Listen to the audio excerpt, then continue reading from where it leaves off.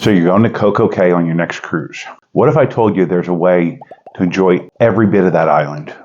Well, pretty much every bit of that island without spending a dime. I'm going to show you how to enjoy your time here or there at CocoCay without spending a fortune. From little gems to little known tips, you'll learn exactly how to maximize your time on the island without touching your wallet or without touching it too much. There is one thing at CocoCay that does cost money, but to me, it's worth 10 times the cost. I'm going to reveal that at the end, so stick around. So let's talk about the free things at CocoCay. So yes, there are free things.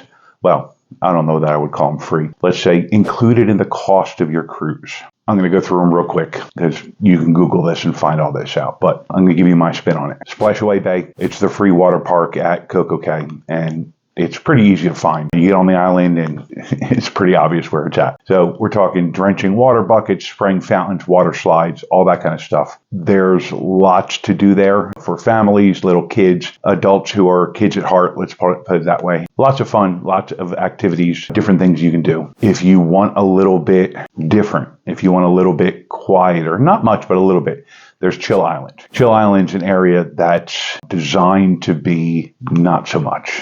So basically, when you get onto the island, follow the first bridge you cross and head towards the left. And Chill Island is going to be down there. Lots of tropical hues of blues and greens. Complimentary loungers are here for you to just hang out, bask in the sunshine. If you want, you can bring your own snorkeling gear and wade into the water looking for stingrays.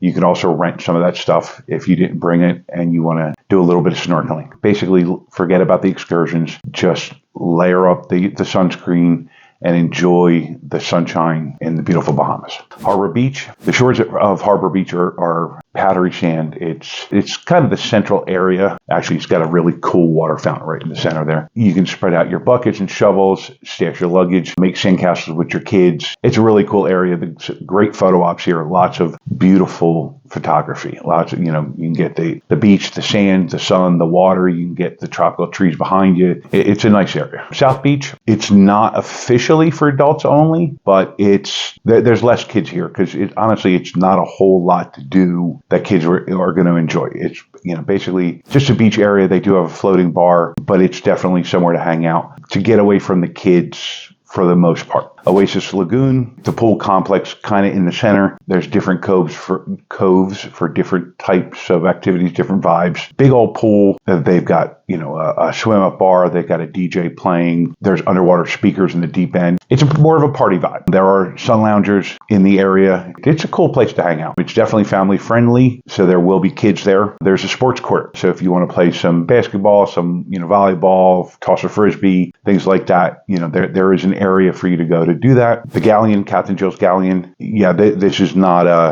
hard to miss, or it is hard to miss, let's put it that way. It's really for little kids, preschool type age. It's pirate ship that they can wander around on. There's little slides, there's water canyons. It's a play area for the really little kids. There's a snack shack. The snack shack is included. They're going to have your typical, burgers, dogs, crispy chicken sandwiches, fries, that kind of thing. The funnel cake, I love the funnel cake. It was really, really good. They do have another restaurant called Skipper's Grill and Chill Grill. I've been told that there is a section of this, an area there where it's the same kind of food, and that's included. There's also, another area where, it's an a la carte menu that you pay for. Now, paid things that you have to pay for on CocoCay. Honestly, I've never paid. Well, there's one thing that I paid for, and I'll tell you about that in a minute. The rest of the for fee parts of it, I didn't end up doing. Through a water park, the zip line, up and away, the helium balloon, the beach club. You can rent beach chairs, umbrellas, towels. There's a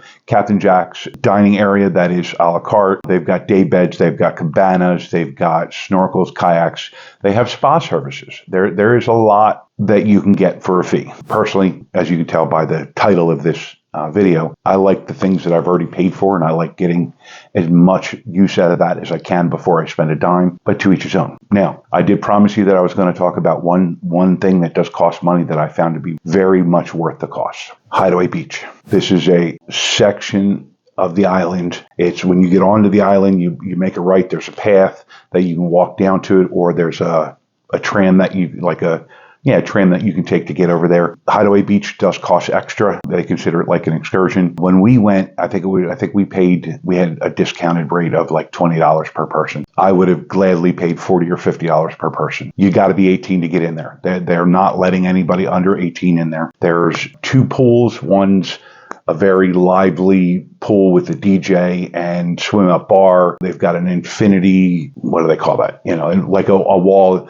an infinity pool. So, it looks like you're part of the ocean. The other pool is a little bit further down. It's quieter. It's more of a relaxation type of area. They've got loungers for everybody. There's no cost. Now, yes, there are cabanas that you can rent, but the lounger's right there either at the pool or at the beach, because there is a beach there, and the way they built the beach, there's basically no waves, like 2 inches, kind of, because it's protected. The way they built up kind of the reef, water does come in and out, obviously, but it's protected, so you're not getting waves, you're not getting slammed. There's food there. Actually, there's a couple of different food areas in Hideaway Beach. I thought the food selection was a little bit better than in the main part of the island. They had the burgers and the dogs, but they had some other options, a little bit healthier options. When we were there, Hideaway Beach was my favorite spot. We toured the island. We taken it all in. Well, not all of it, but we taken in a lot of it, and we're going back there again here in a couple months, and we've already paid for Hideaway Beach, I believe.